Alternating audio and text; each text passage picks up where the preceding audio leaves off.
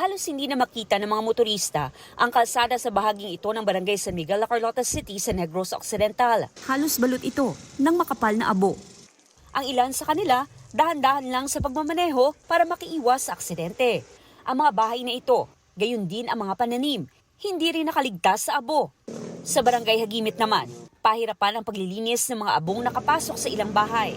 Damo gini, ginas ang bago paglupok ang damo-damo na diyang abos ang kwan. Sakit sa ilong. Dugan. Pag nag-agis lakyan, ginahuyop ko sa lakyan to sa sulod. Lapit sa dalan. Dayon ko panglampaso sang basa nga trapo kay nagapilit sa akong natiil kay ti ako ginaubo-ubo na ko yung daan. Sa tala ng La Carlota City LGU, may mahigit 1,900 pang individual ang nasa evacuation centers simula noong Disyembre. Nadagdagan ito ng 16 na individual mula sa 4 na mga pamilyang lumikas dahil sumama ang pakiramdam matapos nakalanghap ng asupre. May mga babies, may mga iban ang mga bana, may ginabatsyag. So hindi kagwantas ang baos ng asupre. Sa bayan ng Lacasiliana, may ilan ding barangay na apektado ng ashfall. Ma-expect kami tani nga sa lakas nila diri matupa. May slight kami nga mga debris from ashfall nga reported from Barangay Mansalanao and Sagang. Patuloy pa rin naghahanda ang LGU kung sakaling kailangang mailikas.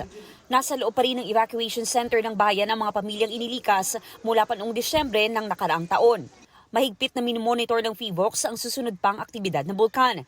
Hindi inaalis ang posibilidad ng lava flow dahil sa pag-akyat ng magma. Isa inagyapon sa mga senaryo nga pwede naton ginalantaw no nga magka-effusive eruption. Based sa aton nga ground deformation no nga inflated gyapon ang aton nga ang edifice ang aton nga volcano matamat na pagsakas ang magma. Samantala, nakatakdang magpadala ng quick response teams ang DSWD-6 sa mga bayan na apektado ng pagputok ng kanlaon.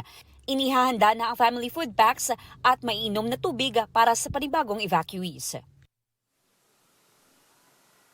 Igan, mauna ka sa mga balita, mag-subscribe na sa GMA Integrated News sa YouTube para sa iba't ibang ulat sa ating bansa.